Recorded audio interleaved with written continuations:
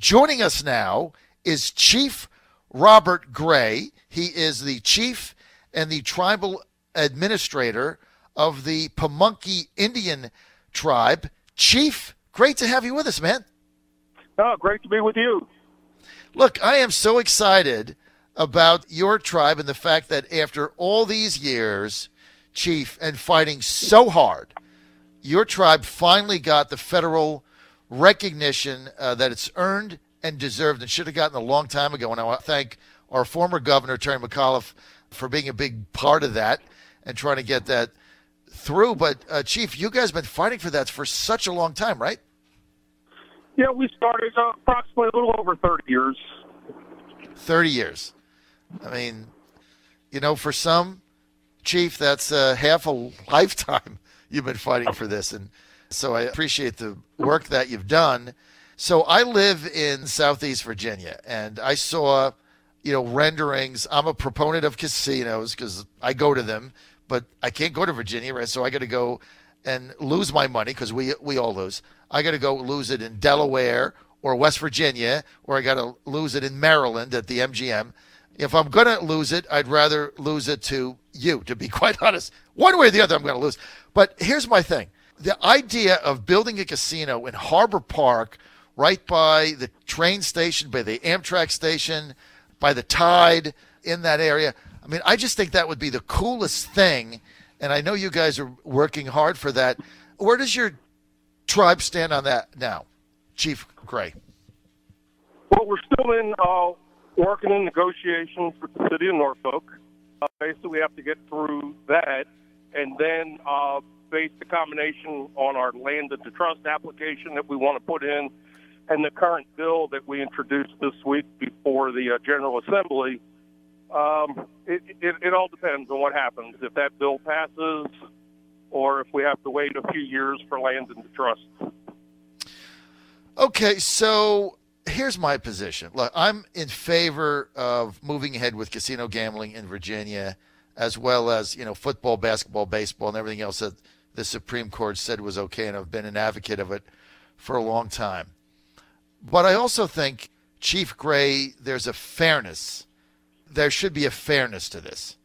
And here's what really bothers me, that the commercial casino interest, those that have a bill in now to build 3 casinos in Bristol, Danville, and Portsmouth, potentially, that they would get a tremendous head start over your tribe's effort to build a casino. You've been fighting this for 30 years. You're finally there. They would get a tremendous head start simply because of your status. You're still bogged down in federal regulatory paperwork. Is that fair, Chief? Yes, and that was our concern when we realized their bills were being prepared. That is why we put in this bill before the General Assembly, and it puts us, if both bills pass, and I look at it, it's either both bills should pass or both bills should fail, and then a study. But if they both pass, then we're on the same timeline as those commercial operations. Right, and that's really, Chief, all you're looking for, right? You're looking for an even playing field. You're looking to be on the same footing. You're looking for the same rules that are going to apply to the commercial gaming interests, which is fine. I mean, they're capitalist, profit-making companies. But I don't think you should be left behind in this, and that's really what bothers me. So to understand it, and we're with Chief Robert Gray. He's the Chief and Tribal Administrator of the Pamunkey Indian Tribe in Southeast Virginia. So, Chief, basically you put in legislation to do commercial gaming for the tribe so that you would be playing by the same rules as the others that are making the same application, right? And that basically, that bill, I think, has been put in the Senate by, I think, Senator Linwood Lewis, and it's also sponsored in the House by my delegate, Barry Knight, in Chesapeake. So all you're basically asking is a fair shot to be on the same page as the other guys, right? Yes, we are. That is all we're doing. We just want a fair shot at this along with the other ones. Right. You want to be on the same plane, an even playing field. Let me just ask you something, Chief. why does the Pamunkey tribe want to even get in the casino business? Well, when we were going for the federal and the Indian game, and it's the federal government set it up over 20 years ago, allowing this because they saw it as one of the really only means that a lot of tribes could get into economic development. They said, we don't have any capital to do much. We don't own our land. It's currently in state trust.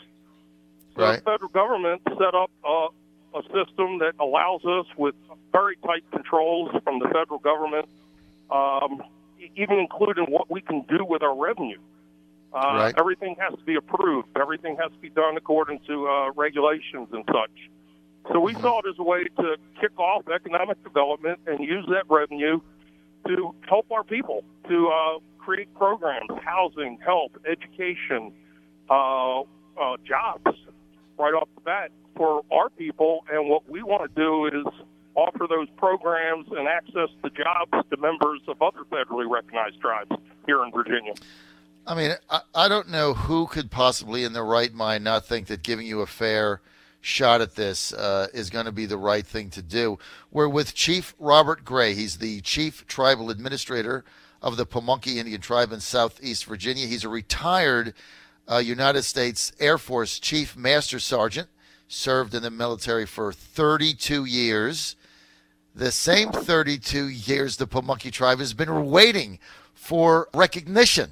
So these are, you're very patient, Chief. Now, let me just ask you this straight out. I know there's jobs involved here, but what would a casino really mean to the Pamunkey tribe? Basically, like I said, just an opportunity for economic development that can help pay for all these programs. The federal government is a little slow. We're still finding that now, and within the last month, it's really been slow.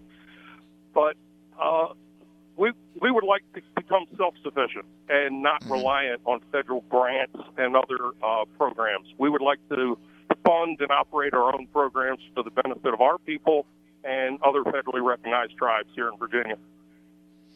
And Chief Gray, you'd be able to do that because if you had the casino and you got the revenue percentage for that, that would allow you to basically find your own way, fund the things that your people need in order to not be reliant on the government. All people should be in favor of that, right? I mean, you want to be able to make your own way, and I think that makes a lot of sense. Okay, now I'm biased because I live in Southeast Virginia, although I work in Washington. Hey, Chief, the best thing about Washington for me is when I get the hell out of there on a Friday afternoon. So I go back to God's country, which is Southeast Virginia, every week. Why did you pick Norfolk? Why? Well, we were looking at numerous locations, and Norfolk stuck out, and they approached us. Really? They thought that we would be a good fit in with what is going on with revitalization of certain areas of Norfolk and such. And we went down there and spoke with Mayor Alexander and such, and we said, hey, seems like a great deal for both of us. So was it Mayor Kelly Alexander that originally reached out of Norfolk? His administration Right. reached out. Okay. Well, same thing. Well, he's a business guy, right? I mean, I know you've met with him. I think the world of him. I think he's a great mayor for Norfolk, and he's a business guy, so he kind of understands that there's an opportunity here.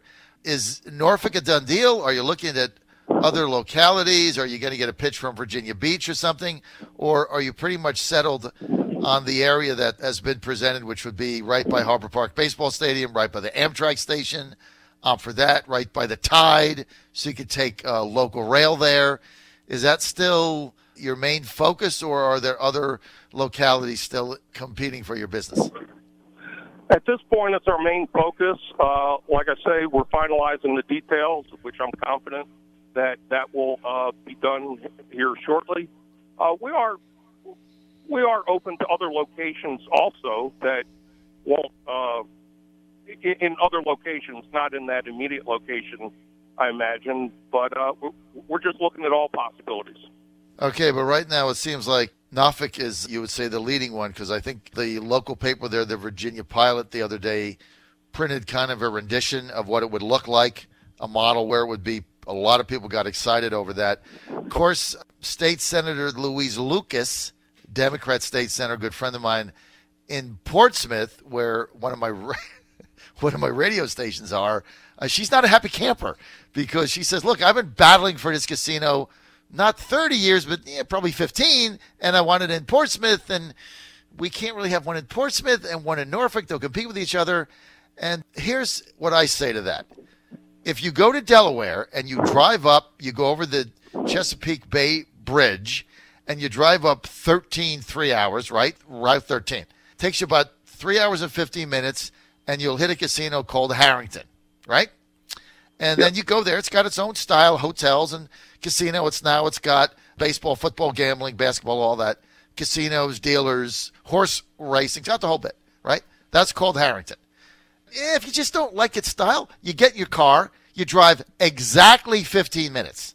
15 minutes right up the highway, and on the left-hand side is Dover Downs, another casino that competes with it. Different look, different feel, but all the same stuff. Both of them highly successful, 15 minutes apart. I don't see where this is mutually exclusive. I think your legislation should pass, and we'll let the chips fall where they may, and then you'll have an equal footing. And I don't know why you couldn't have one in Portsmouth and one at Harbor Park. And, there's enough people coming from the area that they're going to choose which they prefer. I don't think they're mutually exclusive. How about you? I agree with you perfectly. People use their money, their disposable income, and they're looking for an entertainment experience. They're looking for that atmosphere. And just like you say, if they don't like the atmosphere in one, or if they just want to change it up, they travel to another casino for a while. Yeah, I mean, you can drive to Maryland and you can go to MGM Grand, or you can drive there's another one like 15 minutes away. I forget which one. You can go to Baltimore, 35 minutes up the pike, and there's 3 of them. So, I mean, this idea that we can only have one, I think, is just poppycock. Anyway, Chief, we're out of time. I want to thank Chief Robert Gray, Chief Tribal Administrator of the Pamunkey Indian Tribe, and just trying to get a fair shot. Chief, I think after waiting 30 years, I think your tribe deserves the legislators in Virginia to give you a level playing field. And I really hope they do that. And I commend State Senator Democrat Linwood Lewis from the Eastern Shore for putting that legislation in. It's also co-sponsored by my good friend, House of Delegates member, Republican Barry Knight Chesapeake. It's also bipartisan, Chief. Don't you love the bipartisanship we have here? It's fabulous. Just don't go to Washington. Don't go to Washington. Chief Trump just grounded Nancy Pelosi and the Democrats. They can't fly on government aircraft. Hey, Chief, thanks for being with us, man. Thank you. Well, thank you very much, and I appreciate your support.